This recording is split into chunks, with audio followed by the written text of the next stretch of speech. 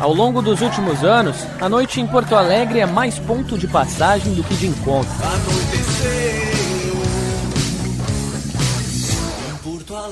Seja na balada ou na mesa de um bar, aventuras e boas histórias sempre estão presentes. Mas a mesma cidade, que nas últimas 6 décadas apresentou centenas de pontos para lazer noturno, por muito pouco não viu a pandemia levar a boemia à extinção. Com o impacto da Covid-19, os estabelecimentos precisaram se reinventar, e dentro dessas mudanças está a migração da vida noturna de um bairro para outro. E por que isso acontece? Segundo o jornalista e pesquisador sobre o tema, Marcelo Ramos, o movimento é um fenômeno natural da vida noturna de uma cidade em constante transformação. Esse fenômeno da migração geográfica em Porto Alegre, das casas noturnas, ela não tem a ver necessariamente com um aspecto só, né? É um somatório de fatores econômicos, urbanísticos e uma série de outros aspectos aí que são levados em conta, né? Isso tem a ver com a própria história das casas noturnas, por exemplo, da vida noturna de Porto Alegre, que lá no início do século XX ainda era uma atividade restrita basicamente a cafés, cabarés, ambientes onde basicamente, né, onde a mulher não entrava, a não ser quando trabalhava nessas casas. Do surgimento dos primeiros cassinos, a influência francesa e americana nas noites da capital, até a chegada dos bares e botecos com mesas ao ar livre, o uso dos espaços para lazer noturno eram limitados na cidade. E com a expansão boêmia, vista primeiramente no Bonfim, que entre a esquina maldita e a ditadura militar enfrentava as grandes reformas urbanas dos anos 70, o Bar Ocidente dava os passos iniciais na migração das noites porto-alegrenses. São 3 da manhã... Eu tô embriagado. Na visão do proprietário do estabelecimento, Antônio Fiapo Bart, a tentativa de movimentar a vida noturna da região torna o Bonfim pioneiro neste processo.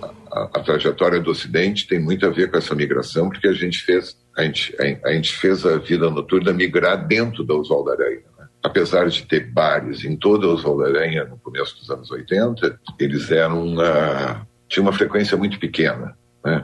Continuava sendo não por uma vida noturna jovem.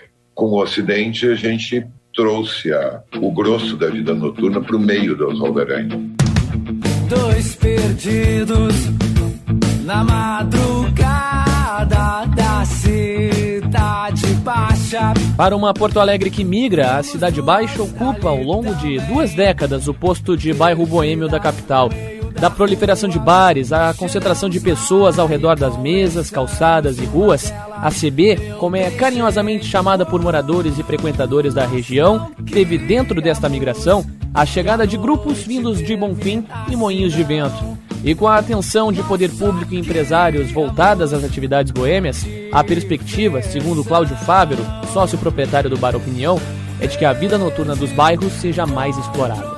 Com essa nova mentalidade, né, principalmente de tentar organizar, de ser mais flexível para as coisas acontecerem, o poder público está muito empenhado também em relação a isso. Eu acredito que a cidade tenha, o potencial ela tem, porque é uma cidade linda, né? Faltava realmente um pouquinho de vontade política, faltava um pouquinho dessa vontade empresarial, e no momento que essas duas coisas acontecem juntas, né, a gente tem muita perspectiva nessa história e perspectivas muito positivas. Então eu acredito muito na cidade. Não é novidade que a vida noturna de Porto Alegre está mudando. Além da migração que ocorre de um bairro para outro, novos pontos surgem como alternativas aos porto-alegrenses que procuram diversão durante a noite. E entre essas mudanças estão os pubs, que agora ditam o ritmo e aquecem os finais de semana da capital gaúcha. Unindo o estilo urbano, moderno ao industrial, os antigos galpões do 4º Distrito ganharam uma nova vida com a revitalização da região ao longo dos últimos meses.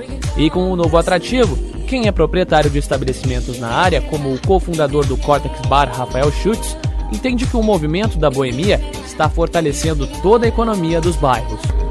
Mas a gente realmente observa que Porto Alegre já passou por movimentos assim, essa movimentação da noite, já foi na Oswaldo Aranha, já foi na Goethe, e agora, vindo para o 4º Distrito, acho que é uma movimentação natural, assim. Inclusive, me parece que valoriza um ponto da cidade que realmente estava carente desse tipo de investimento, desse tipo de atenção. A revitalização do 4º Distrito em meio à metamorfose de Porto Alegre permitiu que bairros como Auxiliadora e Higienópolis, que entre os anos 70 e 80 movimentaram o lazer noturno na capital, retomassem as atividades com a chegada de novos bares, restaurantes e casas de festas.